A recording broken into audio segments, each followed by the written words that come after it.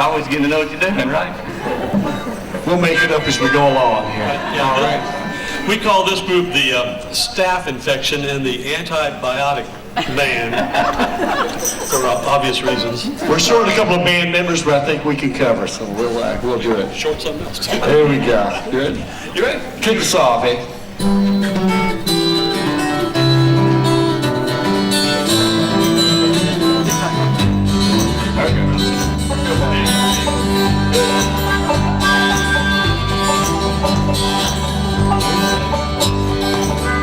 Come and see what's happening in the bar. Ain't seen nothing like it since I've been on this farm. Those strangers camping out there have a baby in their arms. Come and see what's happening in the bar. Must have been some time back close to midnight. Some big old guy came knocking at the door. Said my wife's about to have a baby. She just couldn't travel anymore. I don't know what you say, okay? Go back it up. Here we go. Go back to G, I'll pick up where we left off. I got voices coming in there. Here we go, all right. Just band for G, I'll pick it up. You ready? Here we go. I said the rooms have all been rented out, but they can find some shelter in the bar. Taking place in blankets in the cradle, at least they will be dry and safe from harm.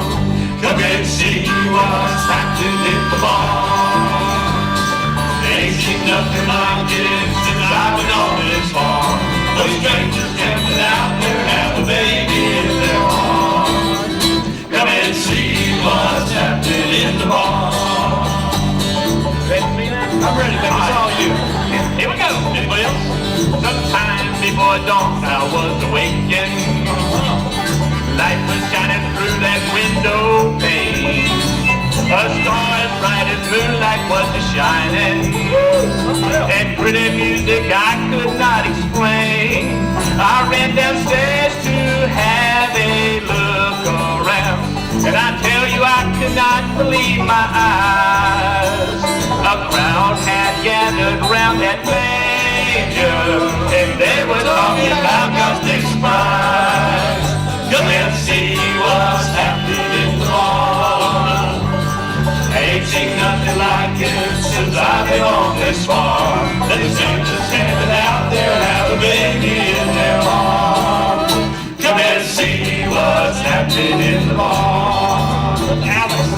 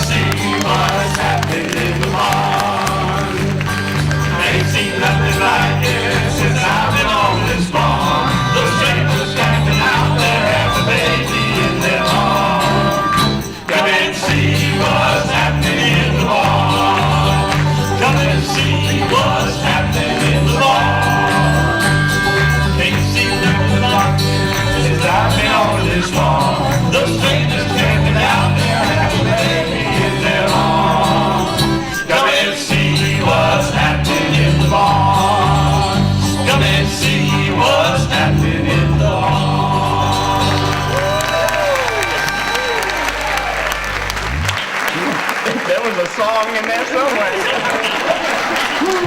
I'm amazed every time we do this to see what's happening in the barn. I wouldn't keep doing this if you women didn't look so good. I about wore out and I'm still singing sad.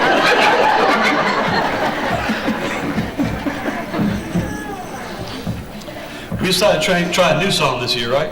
Yeah, we tried. We decided not to. That's right.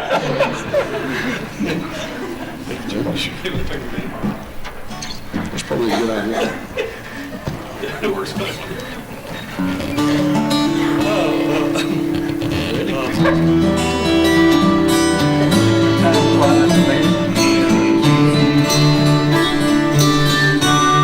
By now in New York City, there's snow on the ground, and out in California, sunshine's falling down, and maybe down in Memphis, they got Graceland all in the lights. And in Atlanta, Georgia, there's peace on earth tonight. Christmas in Dixie is snowing in the pines. Merry Christmas from Dixie to everyone tonight.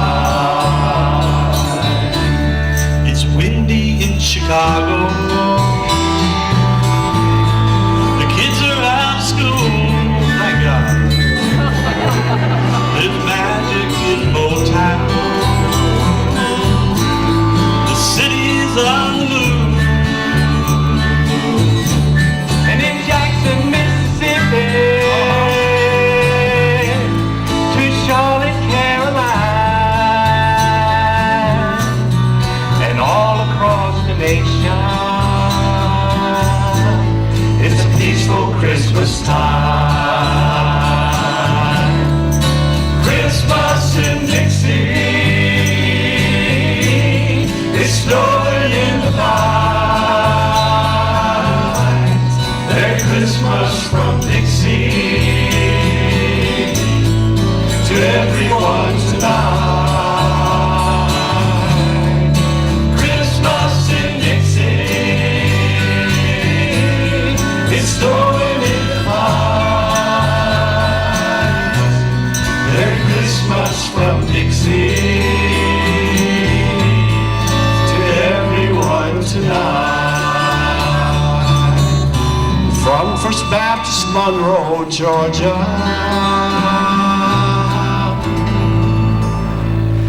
Merry Christmas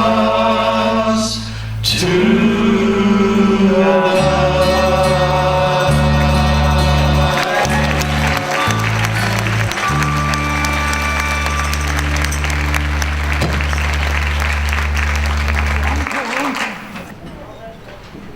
Nope. Now I'm good. That's all I would let them do.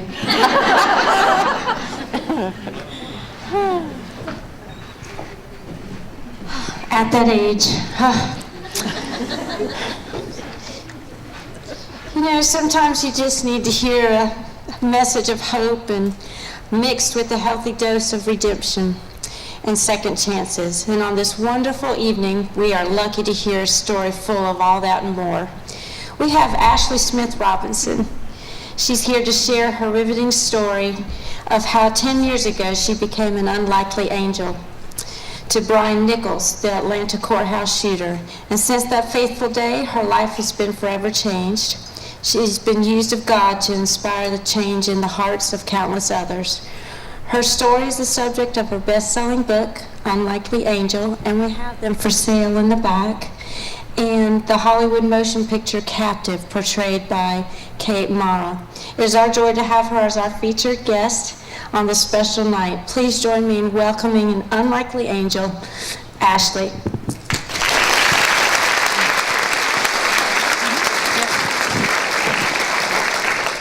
Good evening, ladies. These are by far, in the 11 years that I've been speaking, my favorite events, because I am such a crafty person myself, and I love all the tables. If you saw me taking pictures, because I just posted it on Facebook too, so the table might have been featured on my Facebook page. Anyways, I promise that you will laugh and you're going to cry as I tell you my story about how God has worked in my life. Growing up, I thought I had a normal childhood. My biological father left when I was 2 years old, but he was a drug addict and a severe alcoholic, and so my parents divorced. I maybe saw my biological father about 10 times in my entire life, and that was enough for me. My grandparents took a significant role in helping my mom raise me. She was a single mother for 11 years. My grandfather was a retired Marine of 25 years. He was the headmaster of the private Christian school that I went to, and he was the non-denominational preacher of the church that we went to as well. So you will know that I had a lot of structure in my life growing up. A lot of times I woke up to seriously, I did. But I love spending time with my grandparents. My grandpa is 6'4", my grandma is 5'1", she was before she died. And they were the perfect match, especially for me. I loved them so much. Also, when I was about 7 years old, I fell in love with two things. Jesus. I was at revival one night, and it wasn't my grandfather that was preaching, it was another pastor, and he was beating on the pulpits about the gates of hell and how I was going to burn there. And at 7 years old, you do not want to burn in hell. And so I grabbed my grandpa, and he helped me invite Jesus in my heart. I believe with all my heart that is when I asked the Lord to come in, and he stayed. Although I pushed him away, you'll hear in a little bit, for many years. Also at 7 years old, I fell in love with the game of basketball. My grandfather, my whole family, except for my husband now and our little itty-bitty family, we're like the outcasts. We don't do sports very often, but we have a 4-year-old, so that may change soon. A 4-year-old boy, that may change soon. But I loved basketball. My grandfather loved basketball, and my aunt, my uncle's wife, or soon-to-be wife at 7 years old, was a college basketball player at Liberty, and I thought that was so cool, and I wanted to be like her. So when I was 7, my life consisted of church, family, basketball, and that's about it. Most of my adolescent life was focused on just that. I wanted to make my family happy, I wanted to make Jesus happy, and I wanted to strive very hard to get a college scholarship when I graduated from school, so I could go play college ball. Now, I went to private Christian school.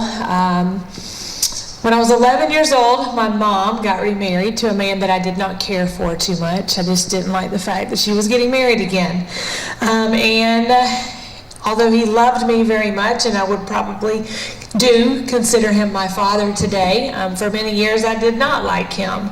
And he used to always try to buy my love. I remember the very first Christmas, he knew I didn't care too much for him, and he asked me what I wanted for Christmas that year. I thought I'd be really funny, and I said, oh yeah, I would like a little baby brother for Christmas. I'm tired of being an only child, and I just would like another sibling, particularly a boy.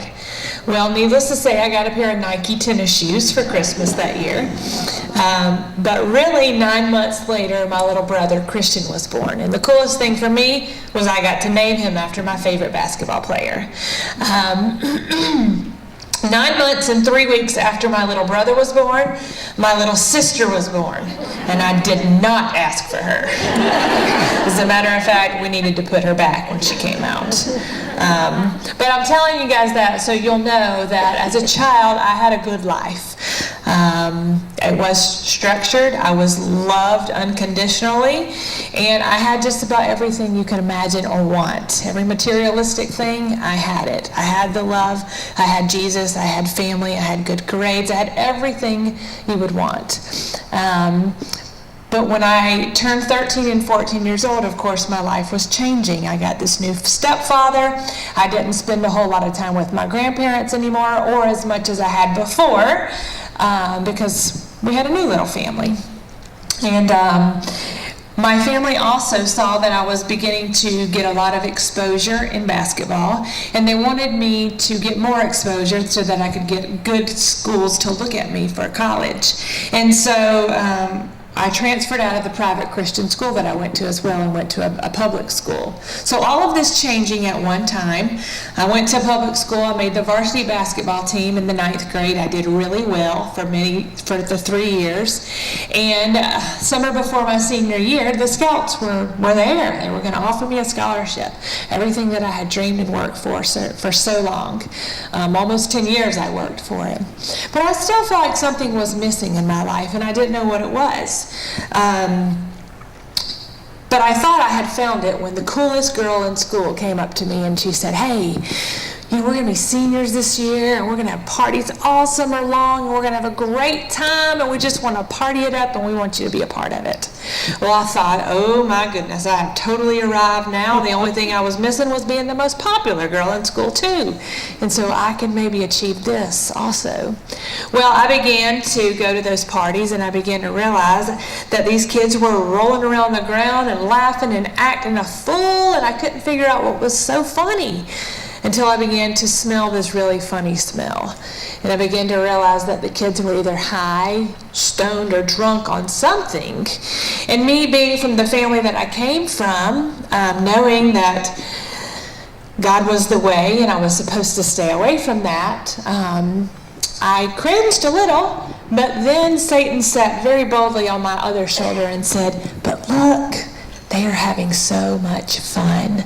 None of them are getting hurt. They're just giggling. They're just laughing. Don't you want to be like them?"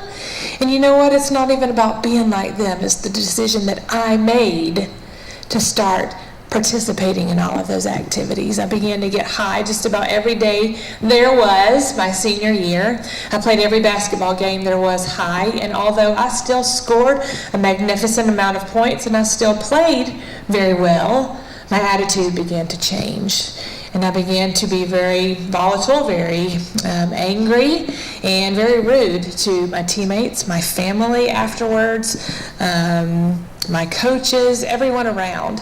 And so everything that I had worked so hard for began to disappear because those scouts didn't want me on their team. And quite honestly, I didn't really want to be there. All I really wanted to do was go out and party with my friends and have a good time. I graduated from high school, and I went on to enroll in college that I never went to, so I got a job. And about 2 months into my 19th year, I met what I thought was the most amazingly cute guy ever, and he was going to be my Prince Charming and save my day. Particularly, he had his own business, his own construction company. A lot of y'all are like 19, his own construction company. He dropped out of school when he was 13, and he was a mastermind at being a construction worker, and he actually had some good people that he got in contact with. So it was a very, very good business that was growing rapidly when I met him, and very successful. He had his own home, and I just thought that was awesome. I didn't have to obey my parents and be home at a certain time, and I didn't have to do that or this, and I could go out and party with my Prince Charming.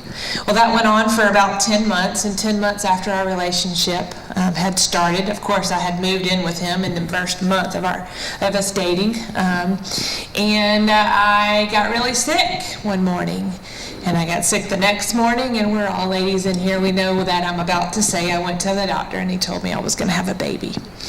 After 10 months of dating, I went to him and I said, I got some news, and I'm not sure how to tell you. He said, "You don't have to, I already know. You can have an abortion, and you can stay. Or you can get out of my house, because I'm not going to be a father at 20 years old. It's just not going to happen." Well, I remember thinking my Prince Charming, the one that was was supposed to ride in and save my day. He didn't love me like he said he did. So I gathered my things together and I went home to my parents' house. And I'm pretty sure that this stepfather that I didn't like very much called and scared the life out of my boyfriend, because about 2 weeks later he called and he said, you know what, I changed my mind. Maybe I do want to be a dad. Let's just get married and let's just make this right. So of course, that's what I wanted. We got married and we began to settle in as a married couple, a young married couple.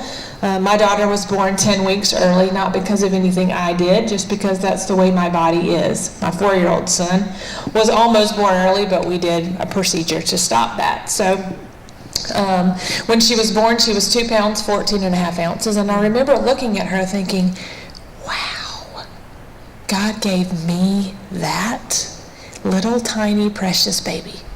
My husband, of course, thought the same thing. And he said, you know what? We need to grow up a little bit. I'm going to start working harder. You're going to stay home and take care of the baby and the house and everything here. And we're going to settle down. And so we did that. Except for one night every weekend. See, we didn't think we could get rid of it all. Let me go ahead and tell you this. God did not exist in my relationship with my husband. Only on Christmas and Easter. We went to church 1 time or 3 times, Christmas, Easter, and to dedicate our child, that we never pushed to the Lord. Unfortunately, you'll hear in a minute the reason why we couldn't do that together, but we still partied one night every weekend. And that partying consisted of going out and doing as many drugs as we could do that night, leaving our little girl with my husband's parents, and we would pick her up the next day and be parents again. That went on for 2.5 years, and on August 18th of 2001, my husband and I went out like we always did. We ran into some people that didn't care too much for him, and to make a very long story short, he got stabbed in the heart and he died in my arms 2 minutes later. I can remember thinking, no, we have plans, we have dreams, we have a house to build, we have more kids to have. We have a life together. I remember him used to always say, we have the rest of our lives to spend together. And in an instant, he was just gone. I remember my family coming to me, and by this time, I kept listening to Satan. And that's kind of when he began also to tell me that it was okay. But then he also began to say, God doesn't love you anymore. You've done so many bad things. He couldn't possibly love you anymore. All those drugs, all those men, all those this, all those that. Oh, you're disgusting, Ashley. God doesn't love you anymore, so you're stuck with me. And unfortunately, I believed Satan for a long time. My family came to me, and they are a God-loving family. I mean, just everybody. If everybody would just love Jesus, my family would be happy. Wouldn't we all, actually? But my family came to me and they said, honey, don't you see that this is God trying to bring you back to him and show you that you've gone off path? And then they said this, we knew this was going to happen. Well, for me, I built up the biggest wall of resentment that you would have ever known. Because how dare they judge me like that when I really needed them to meet me with sympathy and empathy. Instead, what I did was what I did best and cover it all up. And my friends came over and they said, here, take this, do this, all of it. It'll just make it go away. And I won't blame any of that on them, but take the responsibility on myself, because I didn't want to feel it. I didn't want to feel the pain and the shame and the confusion and every other emotion there was going along with my life. Instead, I just took it. And if I stood up here and told you that it didn't make the pain go away, I would be a liar. Because it did. It made it go away every single time. But it also came back every single time tenfold. And then I didn't just have reality that I had to deal with, but I had something else that was building behind me that began to be a way of life. There was a lot of drugs that I did that I said I would never ever do, and then I ended up doing them. But one specific thing that I promised myself, and the last thing I ever did, was ice, better known as meth, And I've always heard that it was this horrible drug that would take your mind, and it was Satan and this and that. But the guy I was dating at the time was selling it and giving it to my girlfriends, and they were skinny, and they were getting their housework, and it didn't seem to be wrong. So I began to do it. And can I tell you, within 6 weeks of doing that drug, it had me like life grip. I was under such a state of psychosis that I thought terrorists were after me, and every off-the-wall psychological thing going on in my head. I needed to be in the mental institution, but it really was the drugs. As a matter of fact, my family put me in the mental institution. They put me in jails. I've been everywhere you can imagine. I've been there. Every negative thing that you could think could happen in a person's life, I've been there. But by the grace of God, I'm standing here to tell you that I didn't have to stay there. My aunt, she came to me one day after I started doing meth, and she said, "Honey, the cops have kicked in your door. You have nothing left. You're losing everything. Can we just take Paige from you and you go get help?" And of course, for me at that time, I was under psychosis, and I thought my aunt just wanted to steal my baby away from me. And I said, "No, I don't need help, and I don't need you to steal my child. Just go away." My aunt after my life change, she told me that at that moment she fell on her face and she began to pray. Ecclesiastes 2:19. If you don't know what it is, it says, "Arise, cry out in the night as your watches of night begin. Pour out your heart like water for the lives of your children who faint from hunger at the head of every street." There is no doubt in my mind that this woman fell on her face and prayed this for a solid week. Because 1 week after I adamantly told her, "No, go away, you're not getting my baby," I picked up the phone myself and I said, "You're right. You are so right. I can't stop doing this as much as I really want to. I don't want to live this life anymore, but it's all I know how to do." And after I had a revelation of people coming into my house on a daily basis, strangers, and they would just look at my child, or, "Oh, hey," they didn't hurt her, but even the contact they were having with her made me cringe. So I picked up the phone and said, "You got to take her. I got to make her at least safe. If I can't love myself and I can't love her, then at least I can put her somewhere where she will be loved." Of course, for me, I took everything over there, and that by far was the saddest day of my entire life.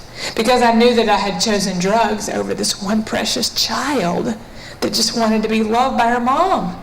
Her dad was gone. There was nobody left but me, and I couldn't even do that. My aunt also gave me custody papers, and she said, "In the event that you purposely or accidentally kill yourself," there's a lot of things that happened during this time period.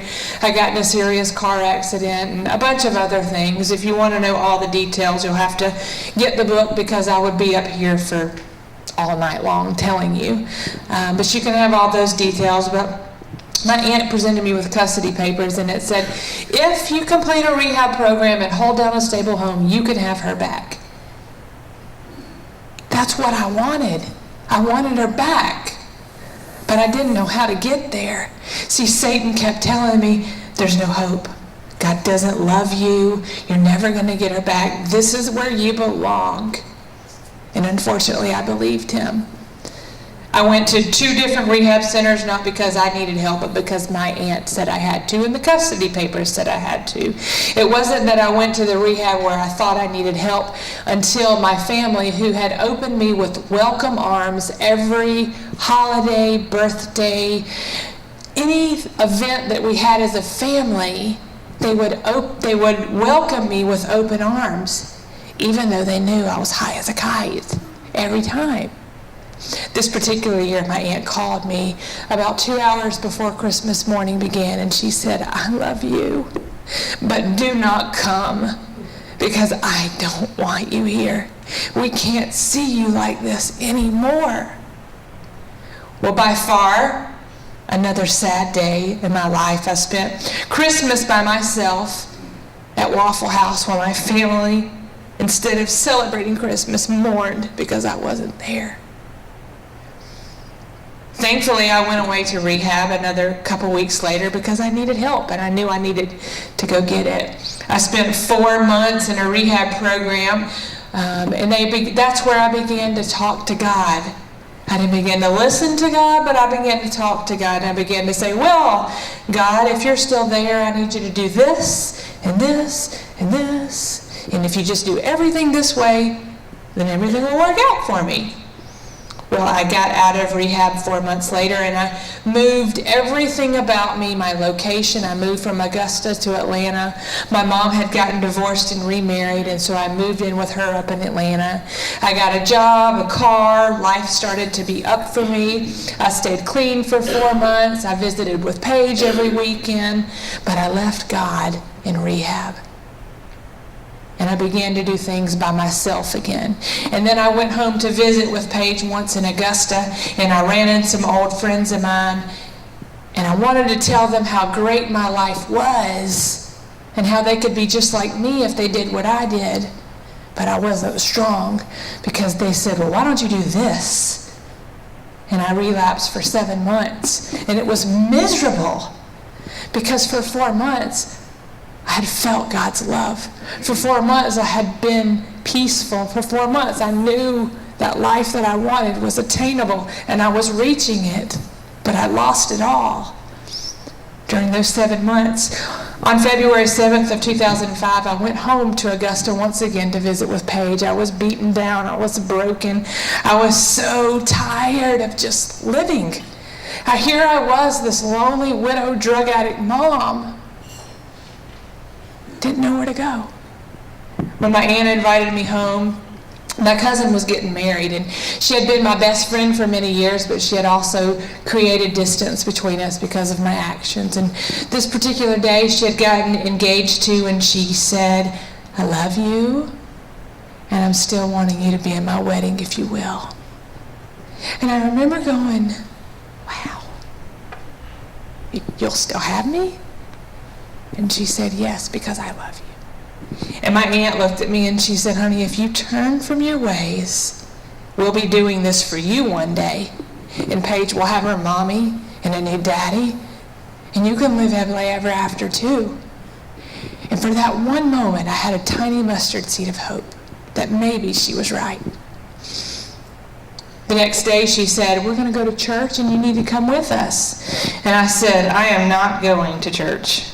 Haven't been to church in years. If I walk in the church doors, the ceiling will cave in on all of the people and I will be responsible for killing them. And she said, get over yourself. You are not that important. And then she said, you're going to get your behind in church tomorrow. So I went to church the next morning, and can I tell you, when I walked in those church doors, I immediately felt God wrap his arms around me and say, I love you this big. And I remember thinking, but how? Doesn't matter how, Ashley. I just love you. Right about that time, the pastor held up this book, and on the front of it, it said, what on earth are you here for? Well, for me, I needed that answered. I wasn't a mom anymore. I wasn't a Christian, or I wasn't acting like one. I wasn't a wife anymore. I wasn't anything that I ever identified myself as anymore. I was just a lonely widow, drug addict, broken mom trying to figure out how to get back to where I wanted to be. So I grabbed the purpose-driven life and I told God, I said, God, I am so done with this life. I'm ready to change. But my self-control is gone, and I do things that I don't even want to do. So I'm telling you right now, I want to never do drugs again. But I'm not going to promise you that I'm not going to, because I can't. But I'm promising you that if you help me change, I'm there. I'll be walking right with you if you'll just be beside me. I began to read The Purpose-Driven Life for the next 33 days, and I wish I could tell you that I didn't do drugs during those 33 days. There was 2 times that I did. Sorry, I'm going to do 3 in just a minute, but there was 2 times that I did. One of them happened to be on March 10th, before this horrible event happened to me that changed my life. I was moving into a new apartment, and Satan always got me to do meth by saying, but you need energy, and you need power, and you need this. And so I would do it. And those 2 times that I did it during the 33 days of reading The Purpose-Driven Life, instead of hearing Satan go, na, na, na, na, na, I heard God say, I still love you. Just do it different next time. Pray to me next time, and I've got you. Well, March 11th of 2005 is the day that changed my life forever. My stepfather called. He said, there's a man that escaped from the courthouse. He's on the loose, and he's going to come get you. And I was like, quit being an overprotective father. The man's 40 miles away. He wants nothing to do with me, and they'll catch him by then. So I went and did what I normally did. I went to work, and at the time I was working 2 jobs and going to school to be a medical assistant and trying to put my life back together. Well, I got off work and I went home, and Paige was supposed to visit the next day, and I decided that I wanted my house a specific way. None of y'all ladies know anything about being OCD, do ya? Well, I was getting everything cleaned away, put away so she could visit. It was about 2 o'clock in the morning, and I decided that I was going to go out for cigarettes and go home and go to sleep. So I went out, and I noticed this truck pulling up, no big deal. When I came back, the truck was still there, and the man was still sitting in it. And I remember at first thinking, boy, that's weird. And then I thought, girl, them drugs have made you permanently paranoid. That man wants nothing to do with you. Get out of the car and go inside. So I got out of the car, and I began to walk to my front door, and I heard him get out of the car. And he began walking closer and closer to me, so much to where I ran to the front door, unlocked the door, and when I turned around, he was standing right at me. I did not know that it was Brian Nichols at first. You want to know who I thought it was? This woman that had custody of my daughter, my Aunt Kim. Not only did she pray for me, but she challenged me on a weekly basis. And she had happened to, a week before this, call me and say, is this life good enough for you? Don't you miss her? Don't you want to walk her into first grade? And of course, I would, tears just to flow, and yes, I do, I'm trying. And she said, I want you to know something. Me and the girls at Bible study today, we prayed for you. Oh, thank you. No, honey, we prayed that if God's not going to change you, then he'd take you home. What? You prayed what? And then you had the nerve to call me and tell me about it after? That's who I thought was there. I thought my life was never going to change. And at that moment, staring into the barrel of the gun, I was never going to get to be the mom that Paige wanted me to be and that I wanted to be. And I was never going to get to be that Christian that I kept telling God, not now. I'm busy, come back later, I don't have time for you. It's not cool for me to do this right now, or believe in Satan that you don't love me anymore.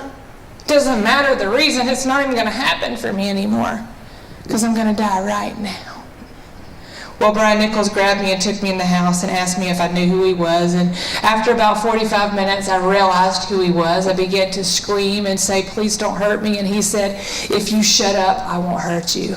Well, I don't know about you, but if there was a man with a gun telling you to do whatever he says and he won't hurt you, you got to at least try to listen.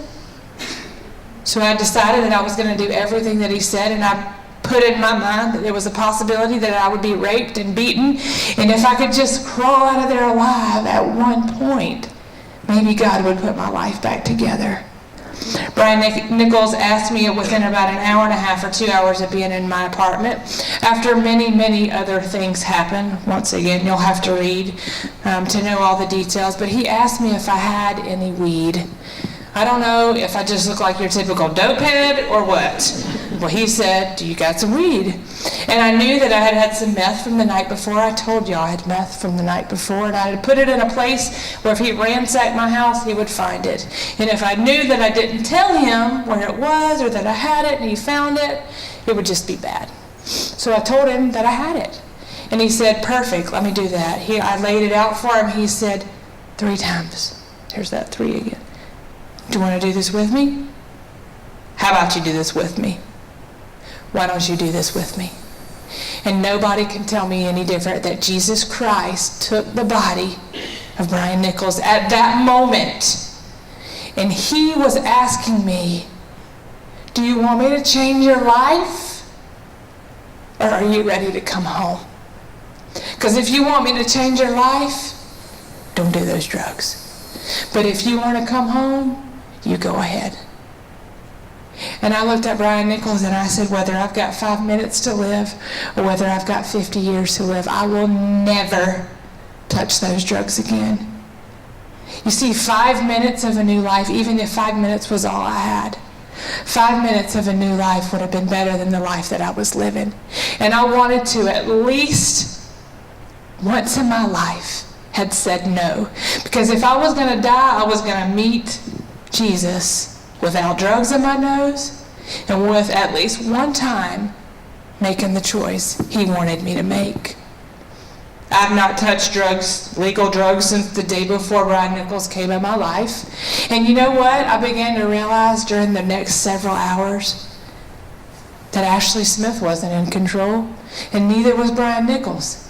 But Jesus was in control. You want to know why? Because when I chose not to do the drugs, you know what I laid down to Jesus?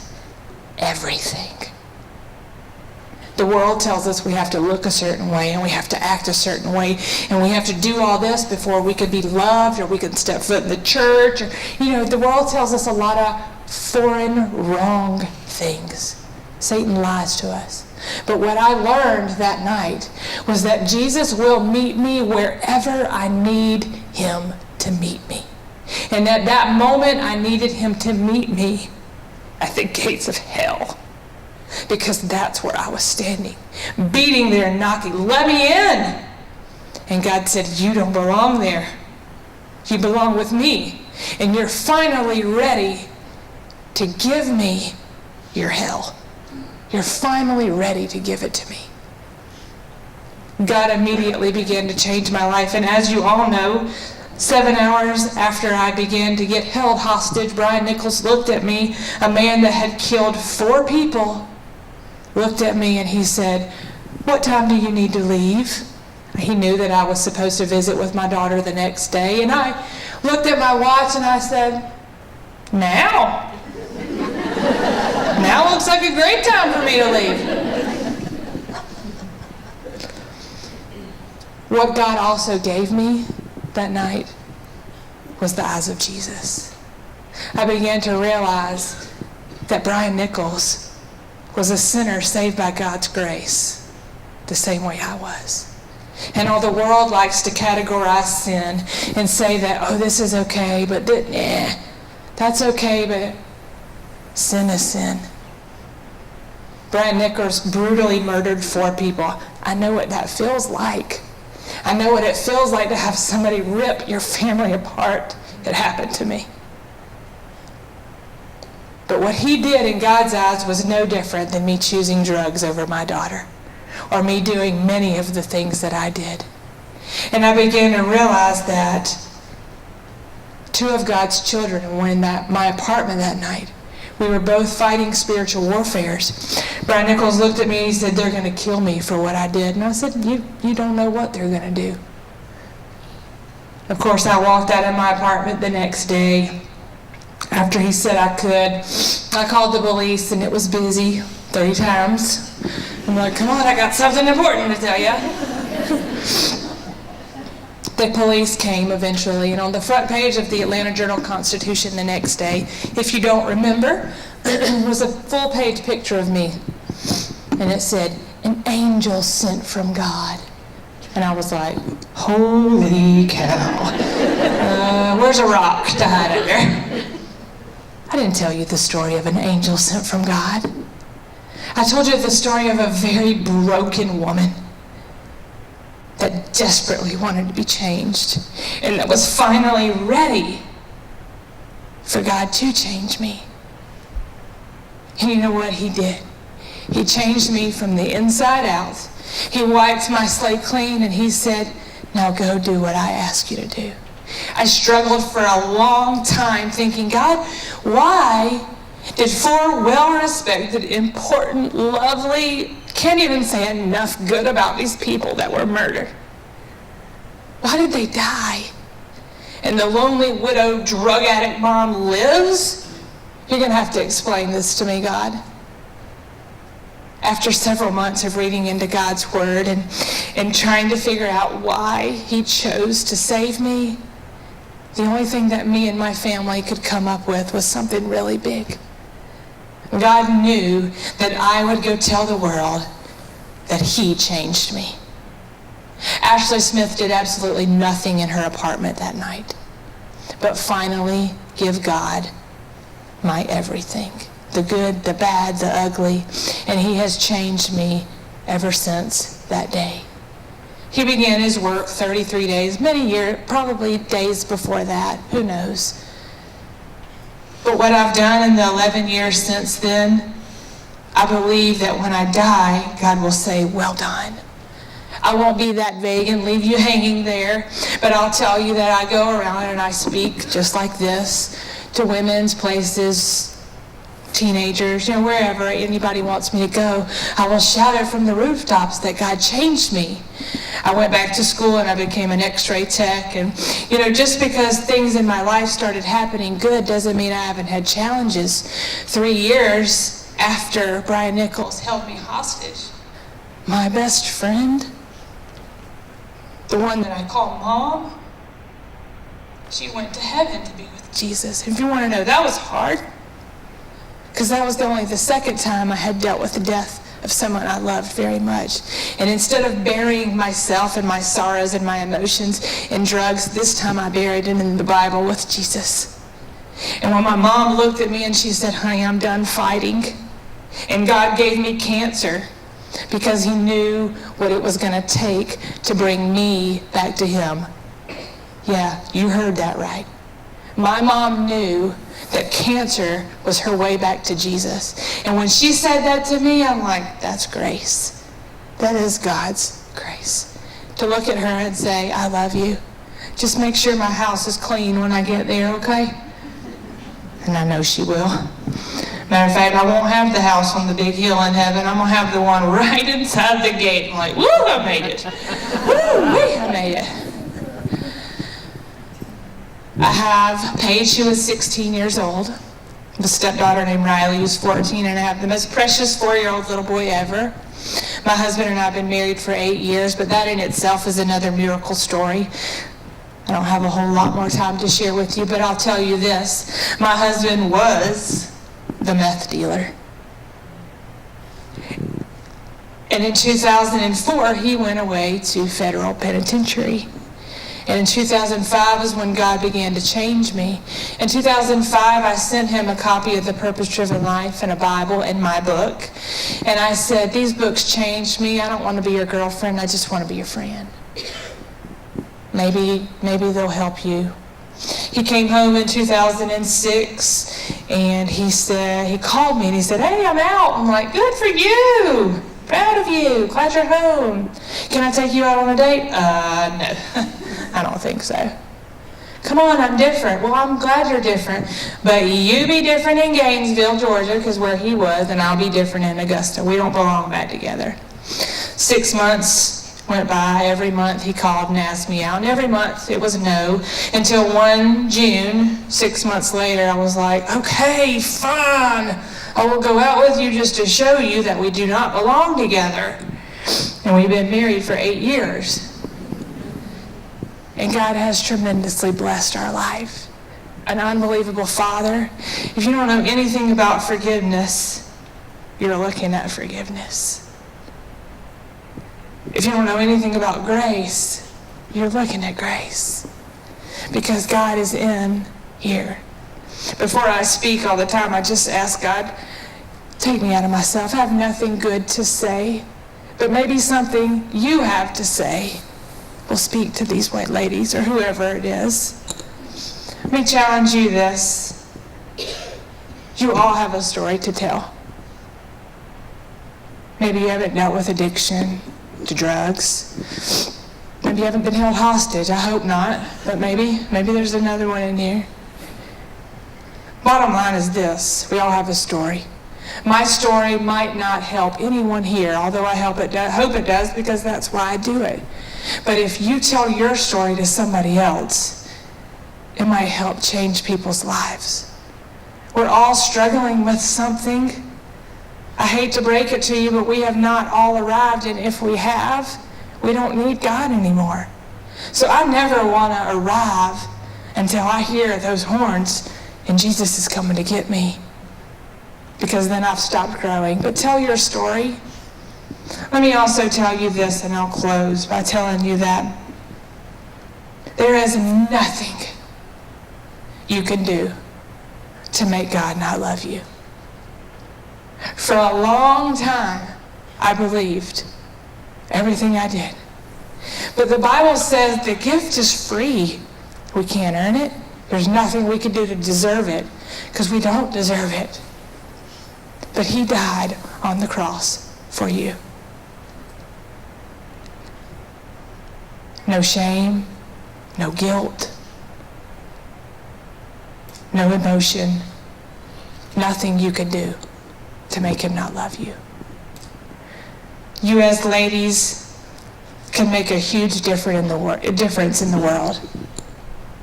Just believe in yourself, but believe in what's deeper inside, and that's Jesus. Thank you very much. Merry Christmas. Good night.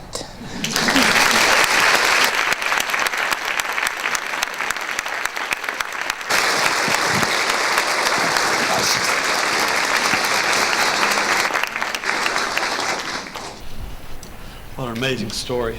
Thank you so much for sharing that with us.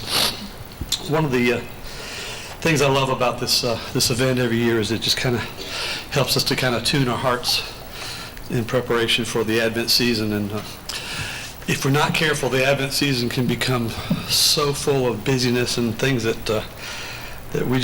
we miss out on the whole meaning of the season. And so Joy and I love this song because it reminds us that we have a Father in heaven who loves us so much that he sent his Son as a baby in a manger.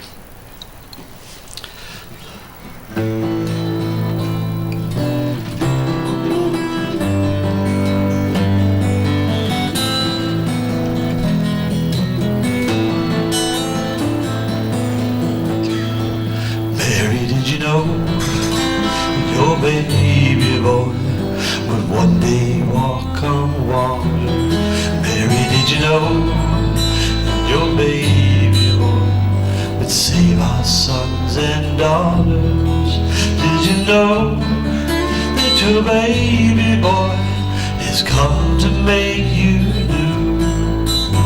This child that you deliver will soon deliver you. Mary, did you know that your baby boy would give sight to a blind man? Mary, did you know that your baby boy would calm a storm with his hand? Did you know that your baby boy has walked where angels trod? When you kiss your little baby, you have kissed the face of God. Mary, did you know?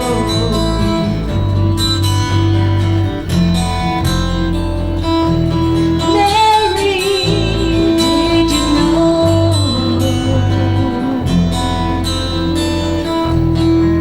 Oh, the blind will see, the deaf will hear, the dead will live again. The lame will leap, the dumb will speak, the praises of the Lamb. Mary, did you know? Your baby boy is Lord of all creation. Mary, did you know? Your baby boy will one day rule all the nations. Did you know that your baby boy is heaven's perfect lamb? And the sleeping child you're holding is the great I am.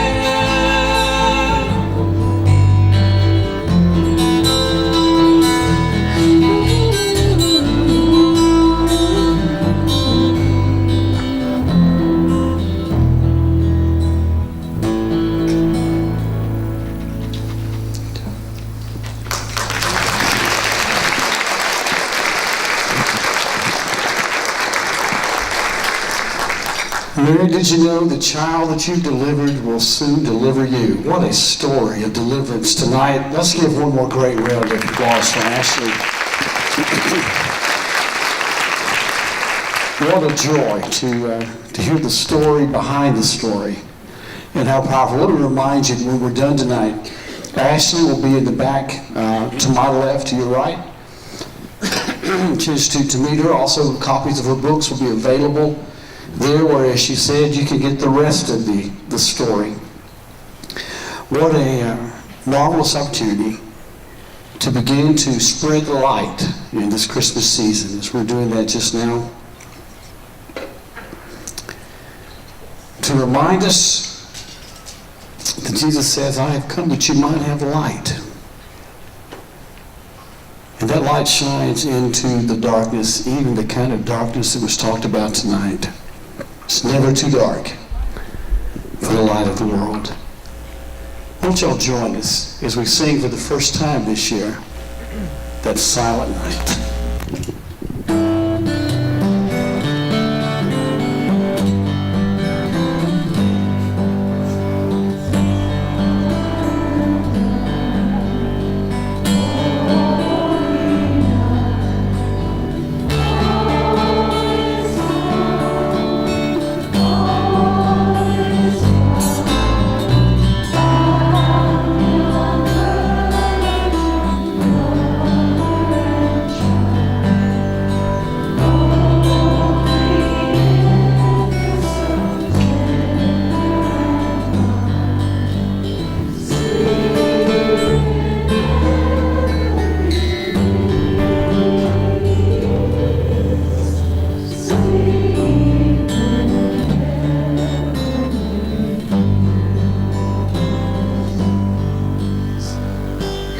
Thank you all so much for being here tonight. For the many folks, to the committee who did all the great work for this, to the folks who fed us and served us, and for all of you for being here.